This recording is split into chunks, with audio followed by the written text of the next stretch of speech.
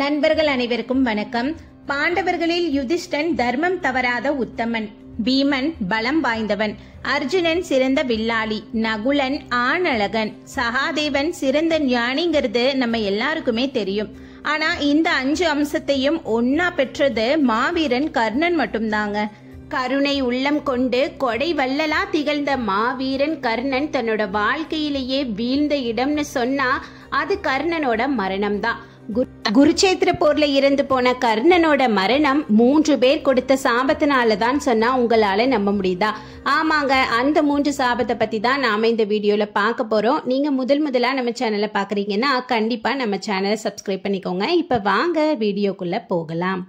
குந்தி தேவிக்கு திருமணம் ஆகிறதுக்கு முன்னாடியே தனக்கு கிடைத்த ஒரு வரத்தை சோதிச்சு பார்க்க சூரிய பகவானால பிறந்த குழந்தை தான் கர்ணன். ஆனா தனக்கு இன்னும் திருமணம் ஆகாமலேயே தன் கையில குழந்தையோட போனா ஊருலகம் பேசும் அவச்சொல்லுக்கு நாம ஆளாயிருவோம்னு பயந்து ஒரு கூடையில அந்த குழந்தைய வச்சு நதியில விட்டிருப்பாங்க. அப்படி நதியில வந்த அந்த குழந்தைய ஒரு தேரோட்டி தன்னோட மகனாவே நினைச்சு வளர்க்கிறாரு. தேரோட்டியின் மகனா வளர்ற அந்த குழந்தைக்கு வசுசேனாங்கிற பேரோட அழைக்கிறாங்க. சின்ன வயசுல இருந்தே யாரு கைய நீட்டி கேட்டாலும் தான் கையில இருக்கிறத அப்படியே கொடுத்துடுவாரா நம்ம கர்ணன். காதுல குண்டலமும் உடல்ல கவசமும் இருந்ததால கர்ணன்னு எல்லாரும் கூப்பிட ஆரம்பிச்சிருக்காங்க. விவரம் தெரிஞ்ச நாள்ல இருந்தே கர்ணனுக்கு வில்வித்தையும் போர் பயிற்சியும் கத்துக்கணுங்கிறது ரொம்ப ஆசையாவே இருந்திருக்கு. அந்த ஏக்கத்தோடையே கத்துக்க போனவரு நிறைய அவமானத்தை தாண்டி இருக்காரு. அப்படிதான் ஒரு முறை அஸ்தினாபுரத்து இளவரசர்களுக்கு திரௌணாச்சாரியார் போர் பயிற்சிகளை கற்றுக் கொடுப்பாரு. அத பார்த்ததும் கர்ணன் போய் தனக்கும் கற்றுக் கொடுக்க சொல்லி கேட்பாரு. ஆனா நீ தாழ்ந்த குலம்னு சொல்லி திரௌணாச்சாரியார் அவமானப்படுத்திடுவாரு. கோவத்துல கர்ணன் உங்களுக்கே குருவான பரசுராமர் கிட்ட அனைத்தையும் கற்று ஒரு மாவீரனாக உங்க முன்னாடி வந்து நிப்பேன்னு சொல்லுவாரு.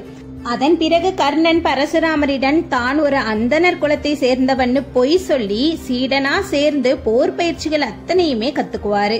இதனால சிறந்த சீடனாகவும் பரசுராமர் கிட்ட திகழ்ந்து வருவாரு கர்ணன். அப்படி சிறந்த வீரனா திகழ்ந்த கர்ணனுக்கு பிரம்மாஸ்திரத்தை கற்றுக் கொடுப்பாரு.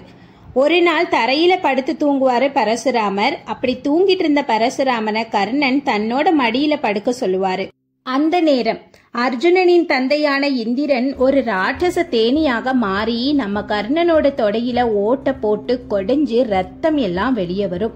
ஆனா தன் குருவான பரசுராமரோட தூக்கம் கலைஞ்சிடக்கூடாதுன்னு கொஞ்சம் கூட அசையாம உட்கார்ந்திருப்பாரு கர்ணன்.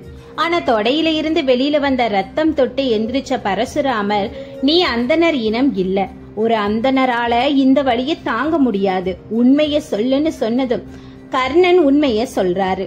நான் தேரோட்டியின் மகன்தான்.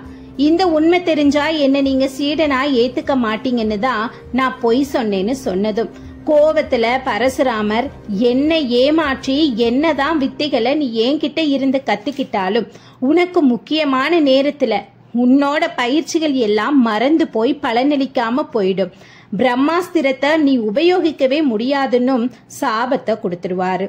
அதற்கப்புறம் கர்ணன் தனக்கு நடந்த அவமானங்களையும் அநீதிகளையும் எடுத்து சொன்னதுக்கு பிறகு சற்று மனம் இறங்கிய பரசுராமர் தான் கொடுத்த சாபத்தை திரும்ப பெற முடியாது.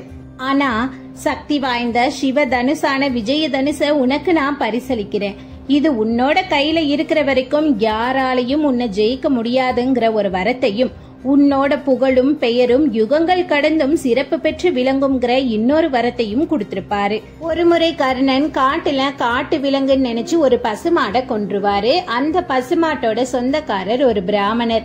அவர் என்ன சொன்னார்னா, வாயில்லா இந்த ஜீவனை இப்படி கொன்னிட்டியே, பார்ப்பதற்கு போர் வீரன் போல் இருக்கும் நீ உனது போர்க்களத்தில் ஏதும் உதவியின்றி யாரொருவர் துணையும் இன்றி நிர்கதியற்று கிடந்து இறப்பாய்னு சாபம் கொடுத்துருவாரு. ஒரு சின்ன குழந்தை நெய் வச்சிருந்த பானையில இருந்த சின்ன ஓட்டையினால அந்த நெய்யெல்லாம் மண்ணுல சிந்திடும். இதனால கர்ணன் அழாத, வேற நெய் தர்றேன்னு சொல்லியிருப்பாரு. ஆனா அந்த குழந்தை அதை கேட்காம, இல்ல எனக்கு என்னோட நெய் தான் வேணும்னு சொல்லி அடம் பிடிக்கும். அதனால கர்ணன் வேற வழியே இல்லாம நெய்யும் மண்ணும் கலந்த அந்த கலவைய தன் கையால கசக்கி பிழிஞ்சு நெய்ய பிரிச்சு அந்த குழந்தைக்கு கொடுத்திருப்பாரு. அப்போ கர்ணனோட கையில இருந்த பூமாதேவி, என்னை இப்படி பிழிஞ்சி கசக்கி கஷ்டப்படுத்துறியே, நீயும் இதே மாதிரி அனைவராலும் தாக்கப்பட்டு கஷ்டப்பட்டு தான் இறந்து போவன்னு சாபம் கொடுத்துருவா. இப்படி எத்தனை சாபத்தை தான் தாங்குவாரோ நம்ம கர்ணன். தனது நட்பின் காரணமாகவும் தாய் பாசத்திற்காகவும் தன் உயிரை விட்டிருந்தாலும் கர்ணன் பெற்ற சாபமே அவரோட இறப்புக்கு காரணம்னு சொல்லப்படுது. வீடியோ பிடிச்சிருந்தனா வீடியோவை கண்டிப்பா லைக் பண்ணுங்க, ஷேர் பண்ணுங்க.